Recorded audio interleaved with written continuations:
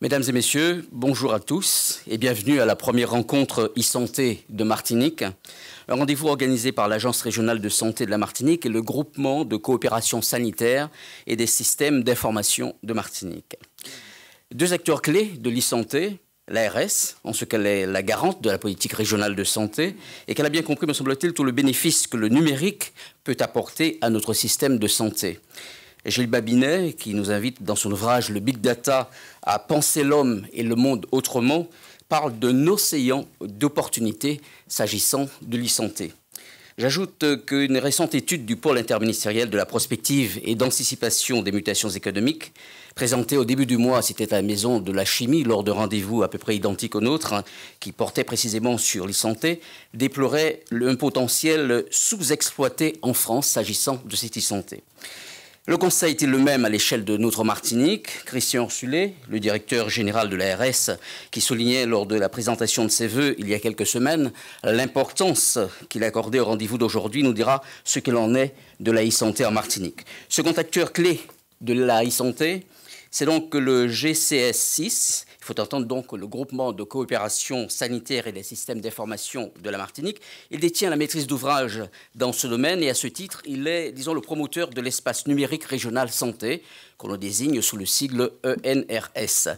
Yvan Marie-Sainte, le directeur de ce groupement, nous en dira davantage en début d'après-midi. Sachez déjà que c'est un outil de coopération chargé de faciliter la mutualisation des moyens, des ressources et des compétences des structures de santé. Alors l'ambition de cette première rencontre de la e-santé qui s'adresse aux professionnels acteurs de la santé à Martinique, l'ambition est qu'au terme de cette journée, vous ayez, disons, une idée plutôt plus précise de ce que regroupe cette notion de la e-santé, des réponses qu'elle nous aide à apporter aux défis sanitaires qui se posent à notre île, des projets en cours et des retours d'expérience qu'on en a.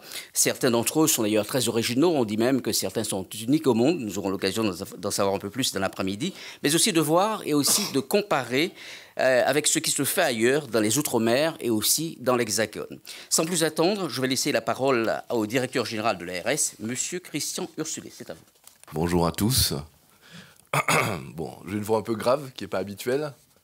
En fait, je remarque que j'espérais avoir un peu plus de temps pour souffler. Mais je crois que dans ce petit pays, chaque minute compte finalement, surtout quand il y a des embouteillages. En fait, je m'excuse auprès de vous, j'introduisais exactement le recrutement des 40 VSC qui arrivent à l'ARS ce matin. Il fallait bien que je leur parle du Zika et de ce qu'ils auront à faire pendant quelques mois avec nous. Donc, toutes mes excuses pour ces quelques minutes d'attente. Je ne sais pas, monsieur le représentant de la CTM, s'il est là, mesdames et messieurs les directeurs d'établissement, mesdames et messieurs qui venaient de l'extérieur, je rassemble tout le monde comme ça, vous autres des professionnels de santé et tous chers collègues qui sommes ici, représentants de la presse aussi, qui vous intéressez à ces questions de santé si déterminantes pour nous. J'introduirai mes propos par une question toute simple en fait. Peut-on continuer à exercer la médecine, en Martinique ou ailleurs, en échappant, c'est un vrai terme, en échappant au monde, à la sphère, à cette révolution du numérique? À mon avis, il semble illusoire pour les médecins et les professionnels de santé, tous les professionnels, d'espérer exercer leur métier de façon optimale, sans suivre ce mouvement général, cette révolution générale dans le monde, sans intégrer définitivement les outils du numérique dans leur pratique quotidienne. La e-santé, c'est-à-dire l'usage des technologies de l'information et de la communication dans le champ de la santé, est porteuse de transformations majeures, tant pour les patients que pour les professionnels de santé. Elle ne constitue pas simplement un vague outil de modernisation des pratiques. Elle est aussi porteuse de changements plus profonds en permettant d'abord une plus grande implication des patients dans leur prise en soin.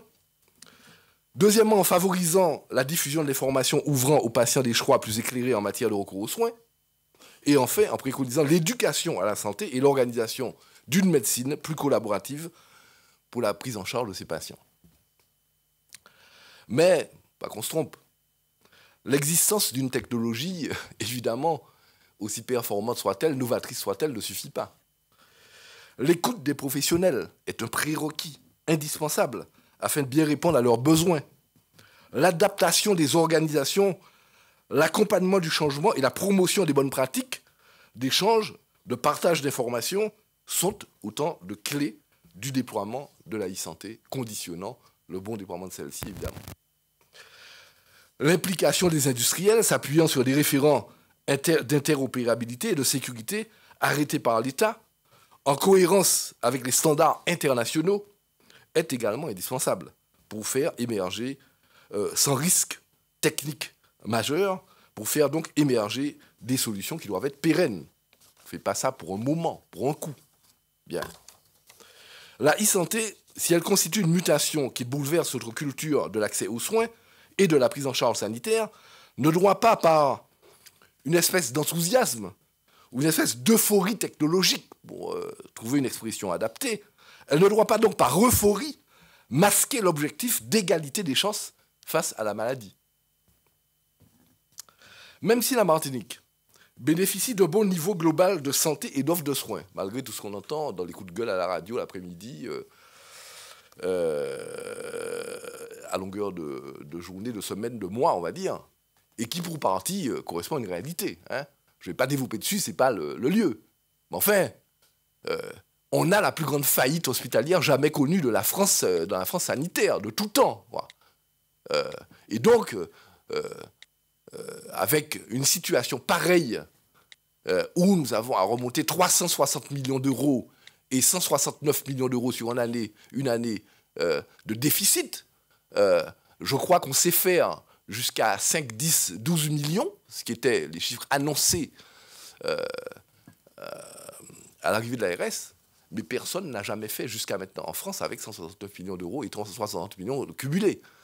Et qui donc, je le répète, parce que les gens souvent ne prennent pas ça en compte, mais impose à l'État une aide massive de 227 000 euros par jour si nous voulons redresser sur 10 ans cette situation sans plan social massif dans ce pays de chômage que vous connaissez bien. Donc oui, nous prenons nos responsabilités. Et oui, c'est vrai que lorsque, dans le secteur hospitalier, et seulement le secteur le plus important qui a donné lieu à la création du nouveau CHU de la Martinique, lorsque rien n'a été fait à cause de cette spirale mortifère pendant 10 ans, en termes d'entretien, de renouvellement des équipements, d'adaptation des effectifs, de formation, etc., oui, il faudra 10 ans pour s'en sortir. Mais je répète, jamais la Martinique n'a eu autant de moyens dans le secteur hospitalier qu'elle n'a aujourd'hui. Sauf que nous devons assumer les conséquences de ce que nous avons laissé faire collectivement pendant des années et que nous devons l'assumer sur encore quelques années. C'est une parenthèse. Donc je dis que même si la Martinique bénéficie malgré ça d'une offre de soins dont beaucoup nous envient, parce que tous les jours nous recevons des malades, y compris de Guadeloupe et de la Guyane, notamment en réanimation, en cardiologie par exemple, et que toute la Caraïbe jusqu'à la Floride, je trace le cercle jusqu'à la Floride et à la Colombie, nous envient, puisqu'ils viennent ici, malgré cette situation-là, bien. Donc peut-être qu'il faut arrêter de s'auto-flageller. Bref, la Martinique est particulièrement concernée par les inégalités territoriales et sociales, pas liées, et est appelée à devenir une des régions les plus âgées de France, en plus. Tout le monde le sait. Partant de ce constat, j'ai défini avec mes équipes, avec les professionnels concertés, le monde de la santé, avec donc l'ensemble des partenaires, 5 domaines d'intervention prioritaires sur lesquels nous voulons construire les parcours de santé. Je n'ai pas dit les parcours de soins, les parcours de santé et même les parcours de vie. Le handicap et le vieillissement de la population, le domaine du handicap des personnes âgées. Le cancer, avec les particularités ici du col de l'utérus et de la prostate. La périnatalité, avec les indicateurs que nous avons, qui sont 2 fois plus défavorables que la moyenne nationale. Les maladies chroniques, diabète, maladie cardiovasculaire, hypertension artérielle, insuffisance rénale, etc., AVC et tout, plus fréquentes que dans l'Hexagone, bien, elles sont souvent liées au surpoids, à l'obésité, au mode de vie, à l'alimentation, et la santé mentale et les addictions. Mais il faut ajouter d'autres domaines d'application de la e-santé, dans l'immédiat. Nous sommes en train de gérer une épidémie de dengue, de Zika. Bon, vous imaginez les besoins, ce que nous pourrions avoir comme performance si nous étions déjà à un niveau où, je ne dis pas quotidiennement, mais heure par heure, minute par minute, nous avions de façon interconnectée les données des pharmacies, les données des labos privés et des labos publics, les données des services d'urgence, les données du réseau de médecins sentinelles, pour savoir, heure par heure, ce qui se passe dans notre petite Martinique. Et c'est techniquement possible. Donc, nous voyons bien tous les usages et tout le chemin qui nous reste à faire. Dans ce contexte, la e-santé apparaît comme une des réponses pouvant permettre de faire face à ces défis majeurs et de pallier le manque important de professionnels de santé, qui plus est, sur l'ensemble du territoire, puisque, ceux qui ne savent pas doivent le savoir, nous avons à peu près un peu plus que la moitié de la moyenne nationale en personnel de santé, hormis certaines professions qui sont par hasard bien plus pourvues que la moyenne nationale. Je parlais des infirmiers libéraux, il y a 80% d'infirmiers libéraux de plus en Martinique que la moyenne nationale. Les puéricultrices, par exemple, pour ne citer que cela. Si l'ARS a décidé de développer la place du numérique dans notre système de santé, c'est bien pour relever les différents défis auxquels nous sommes confrontés dans notre région. Ces défis sont, et vous le savez, épidémiologiques. 20% de la population martiniquaise souffre de maladies chroniques. Je ne vais pas les développer tous. Défis démographiques, défis technologiques et économiques, défis écologiques, une des conséquences directes de la digitalisation sur l'environnement. Bref, la stratégie que nous avons souhaité développer s'oriente donc vers la modernisation des structures de soins, véritable prérequis, je n'ai fait qu'une petite parenthèse tout à l'heure, l'organisation de l'indispensable coordination des acteurs intervenant dans le parcours de santé du patient, cancérologie, périnatologie, personnes âgées, bref, il ne faut pas fuir la e-santé en conséquence, mais en apprivoiser les usages bénéfiques tout en restant conscient de ses limites et en utilisant les outils à bon escient. Ces bénéfices sont nombreux, et je ne citerai que les principaux. Pour les professionnels, d'abord, pour les patients, ensuite, et pour les institutions, enfin. Pour les professionnels, de meilleures conditions pour la pratique professionnelle, facilité et sécurité. Un gain de temps considérable, des informations plus rapidement disponibles et une réactivité maximale. Une meilleure coordination et mutualisation entre établissements de santé, établissements médico-sociaux et professionnels de santé libéraux. Pour les patients, une confidentialité des informations garantie, une meilleure accessibilité aux soins pour tous, personnes handicapées ou en zone rurale, une amélioration des modalités et des conditions de prise en charge des patients, réduction des délais, moins de déplacements et d'examens coûteux, etc., etc. Pour les institutions, une meilleure répartition de l'offre de soins sur le territoire, un développement dynamique d'outils et de services innovants dans un cadre fonctionnel et technique commun, et évidemment, une meilleure maîtrise des coûts. Si on ne multiplie pas, si on ne fait pas de doublons en matière d'analyse, de radiologie, etc., et que tout ça est disponible et consultable par l'ensemble des institutions et des professionnels.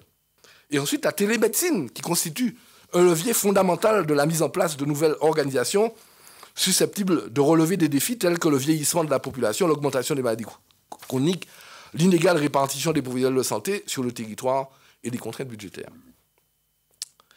À partir de cette feuille de route et avec l'appui du GCS-SI, que je remercie de son implication, son directeur, M. Baricent, je remercie aussi d'ailleurs, il faut le dire, je demande de les applaudir d'ailleurs, Marie-Claude Capitaine, qui est la grande prêtresse, je veux dire, de ce chantier considérable de la e-santé,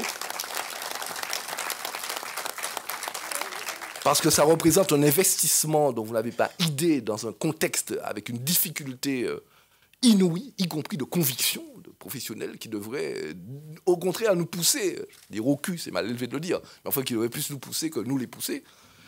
Ça lui demande un investissement, y compris affectif, considérable. Bref, à partir de cette feuille de route et avec l'appui du GCS, différents projets numériques ont vu le jour dans le paysage de la santé des Martiniquais. Les usagers et certains professionnels ne perçoivent pas toujours l'ampleur des mutations que le développement des nouvelles technologies de l'information et de la communication peut apporter dans le secteur de la santé. Il faut dire qu'ils sont surtout préoccupés par un accès à une offre de santé de qualité, c'est leur droit, c'est naturel, bien évidemment, et que les débats autour de l'e-santé paraissent souvent bien plus centrés sur la technique. Est-ce que ça marche, est-ce que ça va marcher, est-ce que c'est performant, que sur le service rendu. C'est en partageant aujourd'hui avec les professionnels de santé, demain avec les usagers, que nous souhaitons atteindre l'objectif de l'ARS, qui est d'accompagner et de réussir, l'ensemble des maillons du dispositif à devenir co-acteurs dans cette inexorable mutation au service du système de santé. Pour résumer les choses, je dirais qu'il nous faut aujourd'hui, et pas demain ni après-demain, mais aujourd'hui, en tout cas pas au calendrier grec, réussir la mise en place du répertoire opérationnel des ressources, ROR, qui recense et décrit l'ensemble des offres de soins et médico-sociales de la région. C'est le référentiel régional interopérable avec les ROR de l'ensemble des autres régions des DOM et de France, de la France hexagonale.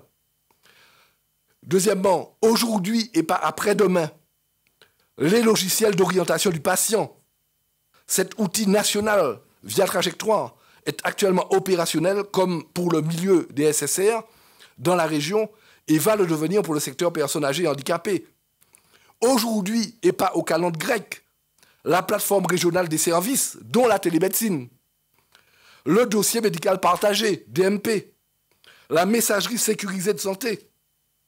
Bref, vous voyez, la tâche est lourde, mais disons, pour nous encourager nous-mêmes, et tous ensemble, qu'elle est enthousiasmante.